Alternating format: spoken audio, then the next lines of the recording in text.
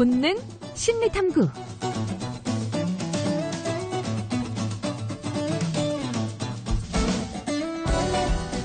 진짜 우리 뇌가 어떻게 작동하는지 함께 고민하고 파헤쳐보는 그런 시간입니다. 감정노동연구소 김태흥 소장님 함께합니다. 어서 오세요. 네, 안녕하세요. 김태흥입니다. 반갑습니다. 잘 오셨습니다.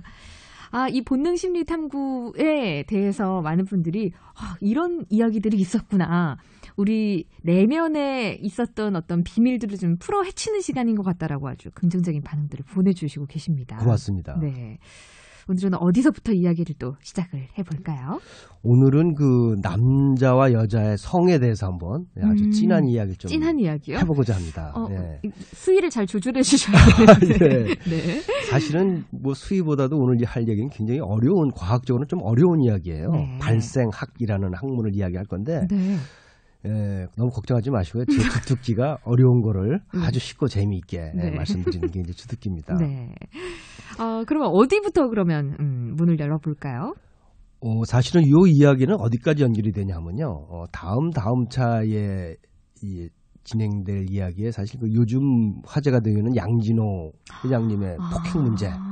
그 너무 진짜 두렵게도 직장 이제 이 부하 직원들에게 마구 폭행을 저지르기도 하고 너무 무서운 일들을 시키기도 하고 그분들은 진짜 어떤 정신적인 상태가 있는 건지 일반인으로서 제가 일반인이라고 스스로 말해도 될지 모르겠지만 궁금해요. 그래서 이제 그런 분들은 그냥 뭐 정말 이상한 사람이다. 뭐 아니면 전문 용어로 뭐 사이코패스다. 뭐 이런 말들도 많이 하는데 이런 것들이 왜 생기는가를 알기 위해서는 사실 오늘 진행하는 남녀의 성 차이하고 아주 밀접한 관계가 있습니다. 성 차이와도 관련이 있나요? 이분이 몰카제국의 황제라던데. 네. 그래서 어떤 그런 일들도 하고 계셨던 건가? 점점 더 궁금해집니다. 네. 오늘은 이제 사실 남자와 여자라는 성이 어떻게 결정되는가라는 걸 좀 알아보는 그런 시간입니다. 이런 게 정말 본능에 가까운 얘기거든요. 네. 특히 우리가 좀 이해하지 못하는 게 이제 그 동성애자 또는 트랜스젠더 같은 분 찬반의 논란이 굉장히 많습니다. 요즘에야 조금 좀 이해를 하기도 하고 그렇죠.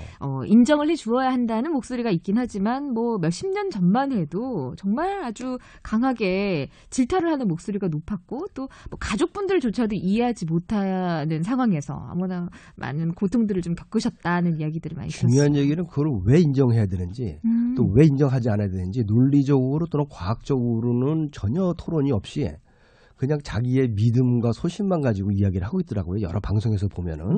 근데 이거 이제 과학적으로 보면은 이게 이해가 돼요. 네. 예를 들면은 이제 그 동성애자의 대표적으로 커밍아웃 하신 분이죠. 홍석천 씨. 네네네. 또 트랜스젠더로는 이제 하리수 씨 같은 경우가 있죠. 네. 혹시 그 홍석천 씨하고 하리수 씨의 차이를 아십니까? 즉 동성애자와 트랜스젠더의 차이. 글쎄요. 깊이 생각을 안 해봤는데 그냥 약간 남자이신데 여성적인 성향이 가득하신 분이고 홍석천 씨 같은 경우는 하리수 씨 둘이 비슷한데 다르네요. 진짜. 다르죠. 네.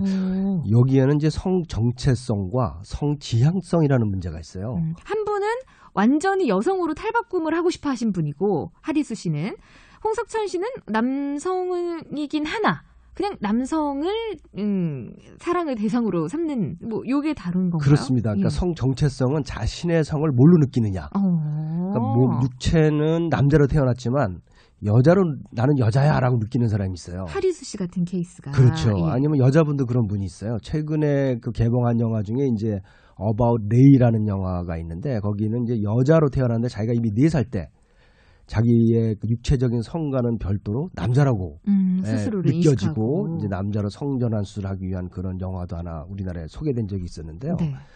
그러니까 자기의 성을 뭘로 느끼느냐라는 걸 성 정체성이라고 그러고 일반적으로 학계에 보고되기를 한 4살 정도. 네. 4살 정도면 자기가 성 정체성을 느낀다 그래요. 그러니까 자신이 남잔지 여잔지. 그렇죠. 그러니까 홍석천 씨는 성 정체성은 남자입니다. 네. 하리수 씨는 성 정체성이 여자예요. 그게 다른 거죠. 굉장히 다르네요, 사실. 그렇죠. 근데 성 지향성은 뭐냐면은 내가 어디에 성적인 매력을 느끼느냐. 그러니까 내가 남자인데 여자한테 성적인 걸 느낀다 그러면 여자 쪽에 성 지향성이 가 있는 거고. 이 두 분은 똑같이 남성에게 성 지향성을 그렇습니다. 가지고 계시네요. 예. 근데 이제 이게 어떻게 결정되느냐의 문제인데 왜 이런 상황이 있는 거죠? 여기서 조금 어려운 질문 하나 드려볼까요? 우리 시청자분들도 같이 한번 풀어보시죠. 남자가 원본일까요? 여자가 원본일까요? 아, 시작이 그렇죠. 뭐 뱃속에서 태에 내에서 뭐 이제 수정이 되었을 때 남자였는데 여자로 바뀌는 것이냐, 여자인데 남자로 그냥 무성에서 양쪽으로 바뀌는 건 아닌가 보죠? 이런 질문을 하시는 거 보니까. 네, 우리가 이제 흔히 생물학에서 배우기를 뭐 남자는 유전자가 XY, 그쵸? 여자는 XX로 네. 성이 결정되어 있는 걸로 믿지만 그 태아 때 8주 이전의 태아를 쭉 관찰해 봤더니 모르죠. 8주 이전엔 성별을. 아닙니다. 여자입니다. 아, 그래요? 여자가 원본입니다. 아... 네, 그래서 모든 인간은 다 여자로 태어납니다. 뇌와 성기가 여자가 원본이에요. 네. 그랬다가 8주부터 Y 유전자가 작동이 돼요. 남자의 경우에. 네. 그래서 Y 유전자에서 이제 남성 호르몬을 엄청나게 만들어내게 됩니다. 그래서 8주부터 24주 사이에 남아의 경우에 남성 호르몬이 엄청나게 많이 나오기 때문에 의학에서 이걸 뭐라고 부르냐면은 남성 호르몬 샤워기. 얼마나 많이 나오면 샤워하듯이 뒤집어 쓴다 이러니까 샤워기라고 했겠어요. 그죠? 네. 8주부터 24주 사이를 남성 호르몬 샤워기라고 하는데 이때 이제 여자의 몸과 여자의 뇌로 태어났던 그 태아가 남자로 바뀌는 거죠. 그 남성 호르몬이 나오는 건 모성 엄마 쪽인 건가요? 엄마 쪽에서 이제 호르몬이 분비가 되는 게 아이에게 전달이 되는 건가요? 아닙니다. 그냥 그 스스로 태내의 Y 유전자가 이제 그 태아에서 작동을 한다. 예, 작동을 해서 그래서 그러면 작동을 하면 남성이 되는 거고, 그렇죠. 작동을 안 하면 여성이 되는 건가요? 그렇습니다. 그러니까 여성의 경우에는 이제 에스트로겐이라는 호르몬이 더 많이 나오긴 하지만 기본적으로 성기 구조 또 뇌 이런 것들이 이제 여자가 원본이죠. 대표적으로 성기 구조 같은 경우에 보면은 이제 그 남성의 고환 같은 거, 네. 고환 같은 게 여성의 난소의 변형 기관이라고 볼 수가 있어요. 그 원래 난소는 조금 어려운 얘기지만 그 생식선이라는 부분이 이제 여성 호르몬을 받으면은 난소가 되는데, 요게 이 난소가 남성 호르몬을 받으면 아까 말씀드린 그 8주부터 24주, 그러니까 약 6개월까지 사이에 밑으로 내려와요. 밑으로 내려와서 남성의 고환이 되는 거죠. 그건 이제 이 어떻게 Y 염색체가 작동을 할지는 뭐 아무도 모르는 것이고, 그렇죠. 어쨌든 처음에는 XX 이 유전자들만 있다가 XY 아니죠.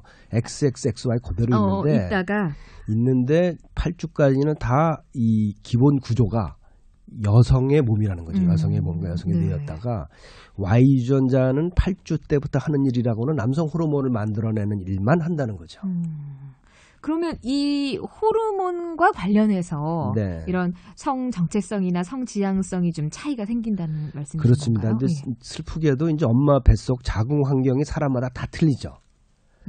그게 유전적인 요인일 수도 있고 환경적인 요인일 수도 있고 네. 또는 약물적인 요인일 수도 있고 건강이 좀 안 좋은 네. 분들은 또 요즘 약물을 같은 또 드실 수도 있고 요즘은 또 환경 호르몬 같은 네, 이런 것들이 이제 문제가 돼서 요즘 그 남자 아기들의 경우에는 이제 성기 이상으로 태어난 아기들이 제일 많은데 네. 그 중에서도 제일 많은 게 그 잠복 고환이라는 게 있어요. 네. 잠복 고환이 뭐냐면 이제 고환이 네.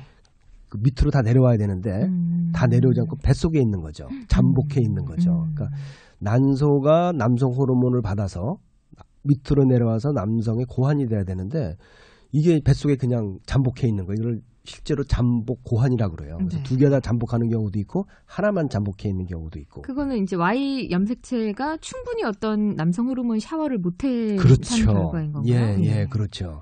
그래서 이제 이런 문제가 생겨요. 그것 외에도 여러 가지 성기 뭐 그 요도 하열이랄지 뭐 굉장히 어려운 것들이 많은데 그런 성기 이상들이 많이 일어나는데 문제는 아까 말씀드린 이 성 정체성과 성 지향성. 네. 요것도 8주부터 24주 사이에 이제 남성 호르몬과 여성 호르몬에 의해서 이제 바뀐다는 거죠. 네. 예를 들면은 홍석천 씨 같은 경우는 남성으로 태어나는데 성 정체성은 남자로 왔는데, 네, 나는 남자다. 네, 성 지향성은 그대로 그 여성의 것을 그대로 갖고 있는 거죠. 남자가 좋다. 그렇죠, 남자가 네. 좋다 이렇게 되는 거죠. 하리수 씨의 경우에는 육체는 이 성기와 육체는 전부 다 남자로 왔는데 성 정체성은 여자로 그대로 네. 남아 있는 거죠. 네. 그래서 그 하리수 씨 같은 트랜스젠더의 경우에 얘기를 들어보면 이런 얘기들을 많이 해요. 신이 있다면 왜 나한테 이런 남자 육체를 주고 여자 영혼을 줬냐.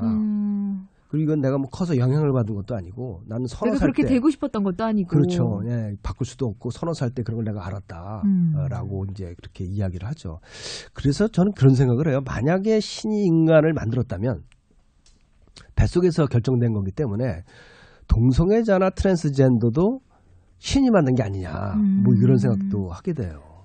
뭐 인간을 만들었다면 당연히 같이 그렇죠. 다 만들었겠죠. 예. 그래서 발생학이라는 그런 과학에서 보면 그런 뱃속에서 결정되어 있는 걸로 보여지고요.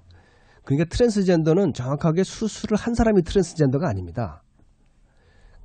성 정체성이 바뀌어 있는 사람이 트랜스젠더예요. 자신을 남성으로 생각하는 사람인지 네, 여성으로. 아니면 동성이 아닌 다른 이성으로 생각하는 사람인지가 중요하다는 거죠. 예. 그래서 요즘 제가 유치원 원장님들도 교육을 좀 많이 시켜보는데 네.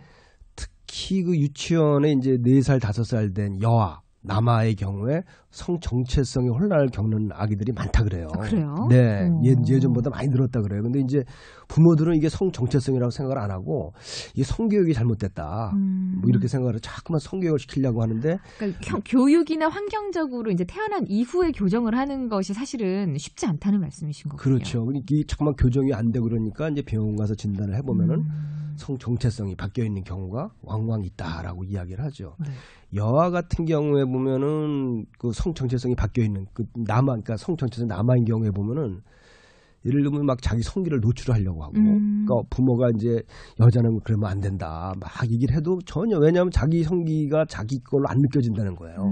네, 그리고 남자들하고 놀라 그러고 막 이런 성향도 좀 있다고 합니다.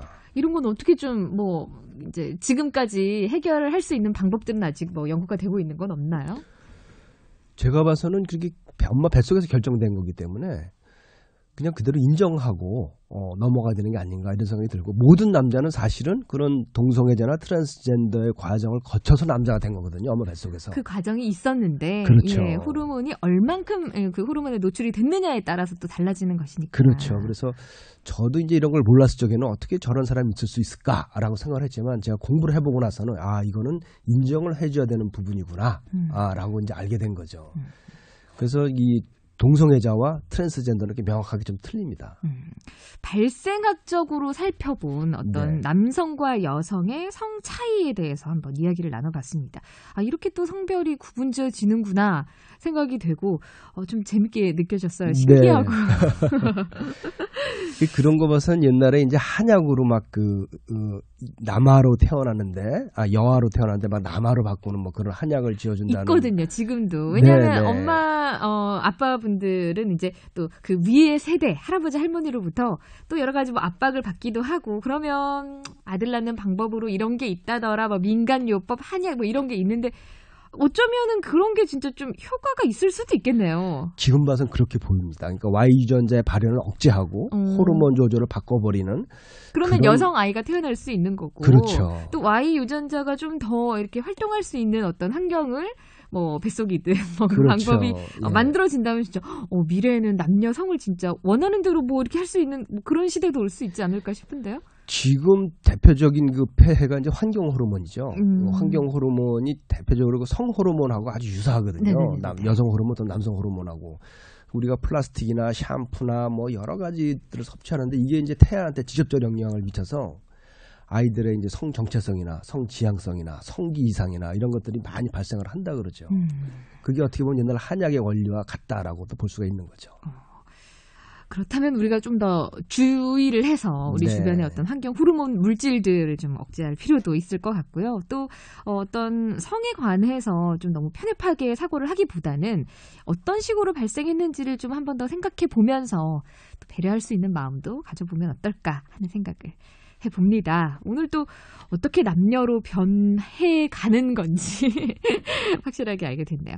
본능심리탐구 감정노동연구소 김태웅 소장과 함께했습니다. 소장님 감사합니다. 네, 감사합니다.